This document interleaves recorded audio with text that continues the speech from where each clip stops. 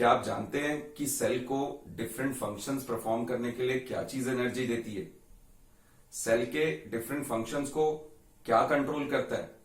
Various functions जो cell में perform होते हैं वो कौन परफॉर्म करता है? यस, आज हम सेल ऑर्गेनेलीज के बारे में पढ़ने जा रहे हैं। सेल ऑर्गेनेलीज क्या होती हैं? Cell organelles double membrane bound special structures होते हैं जो सेल में प्रेजेंट होते हैं और स्पेसिफिक फंक्शंस को सेल में परफॉर्म करते हैं। अब आप मेरे से पूछोगे डबल मेम्ब्रेन बाउंड का मतलब क्या हुआ? डबल मेम्ब्रेन बाउंड का मतलब हुआ कि इसकी डबल लेयर होती है। जो सेल ऑर्गेनेलीज आज हम कवर करेंगे उसमें हम न्यूक्लियस की बात करेंगे, हम एंडोप्लाज्मिक रेटिकुलम की बात करेंगे, हम राइबोसोम्स की बात करेंगे, हम लाइसोसोम्स की बात करेंगे। इस तरह के स्ट्रक्चर्स हम पढ़ेंगे। इसके अलावा प्लांट सेल के अंदर प्लास्टिड्स प्रेजेंट होते हैं। क्लोरोप्लास्ट जो कि क्लोरोफिल कंटेन करता है, फोटोसिंथेसिस करता है, इसके बारे में भी हम स्टडी करेंगे। राइट? चलिए, let us start with nucleus. Nucleus is called as the brain of the cell. Nucleus is also called as the control center of the cell. Sometimes nucleus is called as the band master of the cell. ये तीन नाम nucleus के आपको याद रखने हैं। ये 1 marker MCQs के लिए इंपॉर्टेंट है। ठीक है? अब अगर न्यूक्लियस के स्ट्रक्चर की बात करें तो न्यूक्लियस के स्ट्रक्चर में 4 चीजें ध्यान में देने वाली हैं। पहला, द न्यूक्लियर मेम्ब्रेन, दूसरा द न्यूक्लियोप्लाज्म, तीसरा the chromatin material and chromosomes और चौथा न्यूक्लियोलस। ये 4 चीजें हमें ध्यान में रखनी है। न्यूक्लियर मेम्ब्रेन का मतलब क्या हुआ? ये न्यूक्लियस की आउटर कवरिंग है। न्यूक्लियस की आउटर कवरिंग डबल मेम्ब्रेन होती है, यानी इसकी 2 लेयर्स होती हैं। और न्यूक्लियर मेम्ब्रेन में कुछ पोर्स होते हैं, पोर्स यानी होल्स, जिसके थ्रू न्यूक्लियस जो भी मटेरियल बना रहा है, डिफरेंट काइंड्स ऑफ प्रोटीन्स बना रहा है, उसको न्यूक्लियस से बाहर साइटोप्लाज्म में भेजा जा सकता है। नेक्स्ट जो स्ट्रक्चर न्यूक्लियस में देखने को मिलता है that is chromatin material. Chromatin material क्या है? ये क्रोमोसोम्स का उलझा हुआ, ठीक है, थ्रेड लाइक स्ट्रक्चर्स का उलझा हुआ एक गुच्छा है। ठीक है? जैसे आपका थ्रेड उलझ जाता है उस तरह से ये उलझा हुआ एक गुच्छा सा न्यूक्लियस के अंदर दिखाई देता है। These are basically chromosomes जो एक दूसरे में एंटेंगल्ड है। जब सेल डिवाइड हो रहा होता है उस टाइम पर ये क्रोमोसोम्स जो हैं वो क्लियरली देखे जा सकते हैं। We can see these chromosomes very clearly. एक क्रोमेटिन मटेरियल जो है वो बना होता है क्रोमोसोम से। ये क्रोमोसोम्स कब दिखाई देते हैं? ये क्रोमोसोम्स हमें दिखते हैं जब सेल डिवाइड हो रहा होता है। अदरवाइज सेल में ये क्रोमोसोम्स जो है एंडेंगल्ड मटेरियल की तरह यानी उलझे हुए मटेरियल की तरह दिखाई देते हैं, जिसको हम क्रोमेटिन मटेरियल बोलते हैं। क्रोमोसोम्स किस चीज से बने होते हैं? क्रोमोसोम्स एक स्पेशल प्रोटीन कॉल्ड डीएनए, उससे बने होते हैं। डीएनए की फुल फॉर्म क्या हुई? Deoxy ribo nucleic acid. Right? अब ये जो क्रोमोसोम्स हैं इन पे कुछ स्पेसिफिक स्ट्रक्चर्स होते हैं। इन स्पेसिफिक स्ट्रक्चर्स को हम जीन्स बोलते हैं। ये जीन्स वो नहीं है जो हम लोग पहनते हैं। ये जीन्स जो हैं वो स्पेसिफिक स्ट्रक्चर्स हैं जो कि हेरिडिटी इंफॉर्मेशन को from parent to the next generation transfer करते हैं।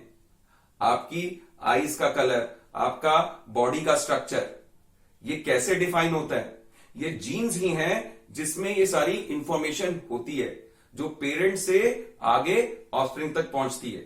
आपका हेयर कलर, आपका बॉडी स्ट्रक्चर, आपकी हाइट, आपके आईज का कलर, जो भी आपके बॉडी में फॉर्मेशन हो रही है वो सारा इन जीन्स के द्वारा डिसाइड होता है, कंट्रोल होता है और पेरेंट्स के द्वारा जीन्स के थ्रू ये आगे सेंड किया जाता है। राइट? न्यूक्लियस के अंदर एक डार्क राउंड स्ट्रक्चर होता है जिसको न्यूक्लियोलस बोला जाता है। ये न्यूक्लियोलस जो है वो आरएनए, राइबो न्यूक्लिक एसिड से बना होता है। न्यूक्लियोलस को राइबोसोम फैक्ट्री भी कहा जाता है, ये आपने याद रखना है। यानी ये न्यूक्लियोलस जो कि न्यूक्लियस के अंदर प्रेजेंट है ये राइबोसोम्स बनाने में हेल्प करता है। साथ ही साथ ये different kinds of proteins nucleus में बनाता है, जिसको न्यूक्लियस अपने पोर्स के थ्रू बाहर साइटोप्लाज्म में सेंड कर देती है। अगर हम न्यूक्लियस के फंक्शंस की बात करें तो सबसे पहला फंक्शन जो न्यूक्लियस परफॉर्म करती है वो सेल के डिवीजन में न्यूक्लियस का रोल है। जब भी सेल डिवाइड होता है सबसे पहले क्रोमोसोम्स जो न्यूक्लियस में प्रेजेंट होते हैं वो डिवाइड होते हैं, फिर न्यूक्लियस डिवाइड होता है, फिर सेल डिवाइड होता है। सो सेल डिवीजन में न्यूक्लियस का इंपॉर्टेंट रोल है। सेकेंड फंक्शन जो न्यूक्लियस परफॉर्म करता है वो हेरिडिटी इंफॉर्मेशन को एक जनरेशन से नेक्स्ट जनरेशन तक पास ऑन करने में करता है।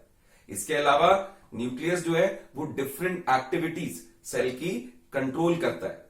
न्यूक्लियस जो है वो सारी मेटाबॉलिक एक्टिविटीज सेल की कंट्रोल करता है। जितनी भी केमिकल एक्टिविटीज सेल में हो रही हैं, ये सारी केमिकल एक्टिविटीज न्यूक्लियस के द्वारा कंट्रोल की जाती हैं। You need to remember these functions, these are very important functions of the nucleus. क्या सभी सेल्स में न्यूक्लियस प्रेजेंट होता है? नहीं, कुछ सेल्स ऐसे होते हैं जिसमें प्रॉपरली फॉर्म्ड न्यूक्लियस प्रेजेंट नहीं होता, राइट?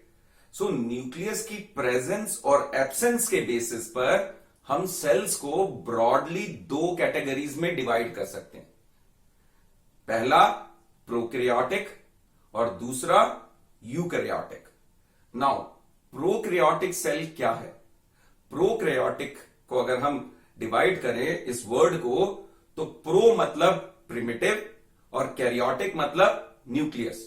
यानी एक ऐसा सेल जिसकी न्यूक्लियस जो है वो प्रिमिटिव है, वो एक पुराने स्टाइल की न्यूक्लियस है। रादर हम बोलेंगे कि न्यूक्लियस है ही नहीं। इसके अंदर जो भी न्यूक्लियर मटेरियल होता है, जो भी डीएनए होता है, जो भी हेरिडिटरी इंफॉर्मेशन को कैरी करने वाला मटेरियल होता है, जो क्रोमेटिन मटेरियल जैसे हमने अभी बात की थी, ये सारा मटेरियल कोई मेम्ब्रेन बाउंड ऑर्गेनेली में प्रेजेंट नहीं होता, न्यूक्लियस में प्रेजेंट नहीं होता। ये सारा मटेरियल जो है वो ऐसे ही साइटोप्लाज्म में प्रेजेंट होता है। इस टाइप का सेल जो है वो प्रोकैरियोटिक सेल कहलाता है। ये प्रोकैरियोटिक सेल सिर्फ एक ही क्रोमोसोम कैरी करते हैं, इनमें सिर्फ एक ही क्रोमोसोम होता है। और ये जो प्रोकैरियोटिक सेल हैं ये सेल ऑर्गेनेलीज भी कैरी नहीं करते, यानी इनमें सेल ऑर्गेनेलीज प्रेजेंट नहीं होते। प्रोकैरियोटिक सेल का अगर मैं एग्जांपल देना चाहूं आपको, तो बैक्टीरिया जो है वो एक प्रोकैरियोटिक सेल का अच्छा एग्जांपल है। इसमें न्यूक्लियर मटेरियल जो है वो पूरे साइटोप्लाज्म के अंदर प्रेजेंट होता है, न्यूक्लियस प्रेजेंट नहीं होती। यही एक प्रोकैरियोटिक सेल की पहचान है। अब जिन सेल्स में न्यूक्लियस प्रेजेंट होती है उनको हम यूकैरियोटिक सेल बोलते हैं। यू का मतलब होता है ट्रू और कैरियोटिक का मतलब होता है न्यूक्लियस, राइट? तो यू मतलब ट्रू, कैरियोटिक मतलब nucleus. A cell having a true nucleus, which means कि इस तरह के सेल्स में एक ट्रू न्यूक्लियस, एक proper double membrane bound nucleus present होती है। इसमें एक से ज्यादा क्रोमोसोम्स प्रेजेंट होते हैं। साथ ही साथ यूकैरियोटिक सेल्स में जो मेम्ब्रेन बाउंड सेल ऑर्गेनेलीज हैं वो प्रेजेंट होती हैं। अगर मैं एग्जांपल्स की बात करूं यूकैरियोटिक सेल की, तो कोई भी प्लांट सेल ले लो और कोई भी एनिमल सेल ले लो, ये सारे ही यूकैरियोटिक सेल होते हैं। So now we know what are eukaryotic cells, what are prokaryotic cell and what is a nucleus. अब जितने भी सेल ऑर्गेनेलीज हैं, न्यूक्लियस है, सेल के अंदर कहां प्रेजेंट होते हैं? They are present in the cytoplasm. Cytoplasm क्या है? ये सेल के अंदर जेली लाइक सब्सटेंस है जिसकी आउटर कवरिंग सेल मेम्ब्रेन बनाती है। ये जेली लाइक सब्सटेंस के अंदर सारे सेल ऑर्गेनेलीज प्रेजेंट होते हैं। इसके अलावा इसमें और भी बहुत कुछ होता है।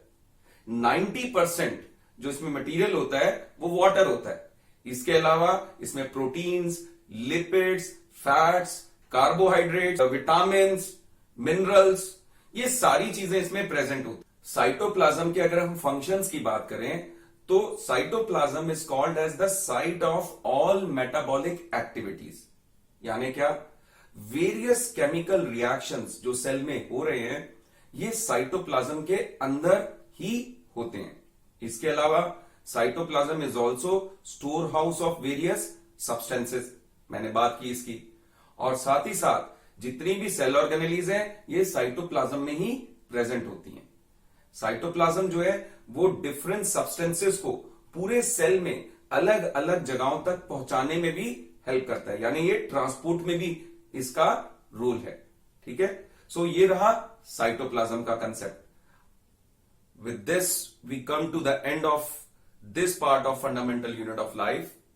In this part, we covered nucleus, we covered cytoplasm, as well as we covered eukaryotic and prokaryotic cell.